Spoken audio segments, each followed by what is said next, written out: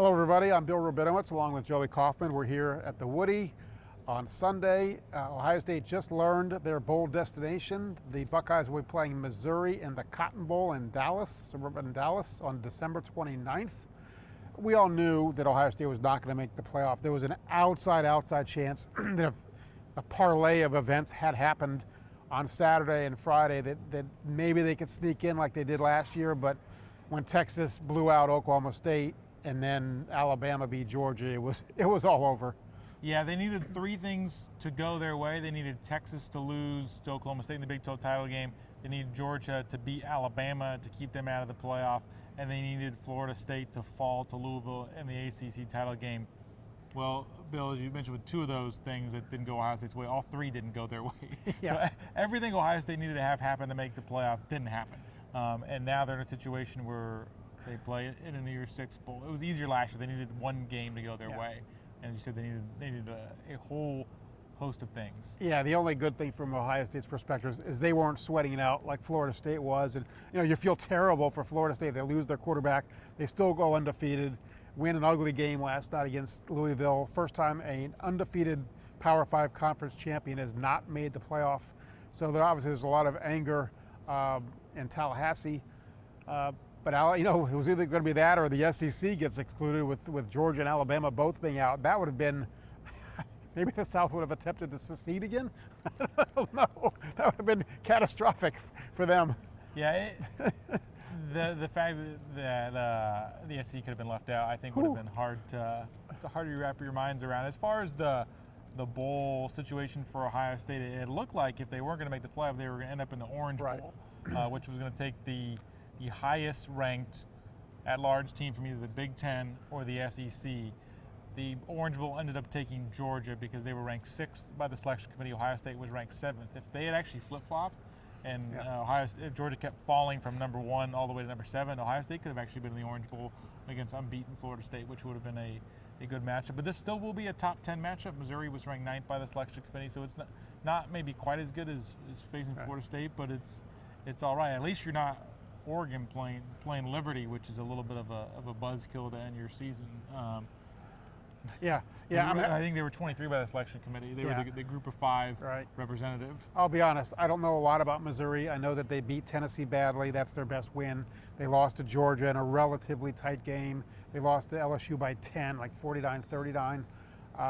They can put points up on the board. I know that. Defense is, I think, a little bit shaky. So, it's an interesting matchup. It's not a great matchup. It doesn't have the marquee value of a USC or Notre Dame or one of those programs. And the teams haven't met in 25 years. Right, they have not met since 1998. They met in the non-conference that year. They've played a lot in the 1940s. And outside of that time period, apparently it was only 1 year in the 40s where they didn't play, 42. And other than that, these two teams have not historically played very much. I do remember a game when I was a kid. They tied. I remember the year, sometime in the 70s, I think. Might have been 76. And they tied. So that was. Although I shouldn't start doing these off the top of my head. Yeah. Anyway, that's the bowl news. I think Ryan Day talked for a while. He had a long press conference. I think, the most interesting thing that came out of that was, first of all, they're clearly not over the Michigan loss, nor would you expect them to be. It's only a week old. The wounds are still fresh. 8 days. Yeah, and Ryan Day second-guessed himself about some things, especially not going for it on 4th and 2 and kicking a 52-yard field goal, which failed. He said, if we made the field goal, I might feel different about it. But the other thing I think really came out of this is he was non-committal about the quarterback situation. I think Kyle McCord, by most accounts, played well this year. He didn't play at a Heisman finalist level like his 3 predecessors did. There's no shame in that, but it is the reality. And Day was kind of given a few chances to kind of say, no, Kyle McCord's definitely the guy, and he didn't do it. There was never a point in the press conference where he said he expects Kyle McCord to be Ohio State's starting quarterback. For sure. I think he's certainly the front runner. I don't think that he said anything that makes you think it's going to be Devin Brown or it's going to be Blinken Keenholz or a transfer. But it sounds like he wants to see more. Yeah, he certainly, you could say, left the door open ajar, and probably a bit more than ajar for some other quarterback on the roster to overtake him. He was asked about, look, this is an interesting time in college football because we are talking to you on Sunday, and by the time this video rolls across your webpage, the transfer portal will have opened, and things will be happening quickly, and there'll be players in there for Ohio State to evaluate. Ryan Day did not talk, as we talk now on Sunday, Ryan Day did not talk openly about wanting to add at certain positions. Yeah, he didn't talk about we're going to go after a quarterback or we're going to go after an offensive line. He didn't say any of that sort of thing where he was targeting specific positions. So when he was non-committal about Kyle McCord as a starter, it would next year it lead you to believe maybe somebody else in the depth chart. But I don't know. It was just interesting that he was not really willing to go out on a limb and maybe be more declarative about Kyle McCord, and that could have been us reading into it things. But that sort of, it was interesting, just the way he framed everything. Yeah, and some of it may just be that the wound is so fresh that he doesn't want to make any determination, any judgment box about himself in. Right, on anything, and just say, look, I can't even think about that right now. Yeah, that's possible. Maybe in a week he would say, you know what, Kyle McCord's our guy. I mean, when they get down to Dallas on the 23rd, and he's probably going to be asked about it, that he may have more perspective at that time. I just think he doesn't want to. I mean, if you were to say, is so-and-so I'm trying to think of somebody who's definitely going to be back next year. Is Davis and Igbinosun going to be a cornerback for you next year? He'd probably say, I'm not talking about anything, when clearly he is.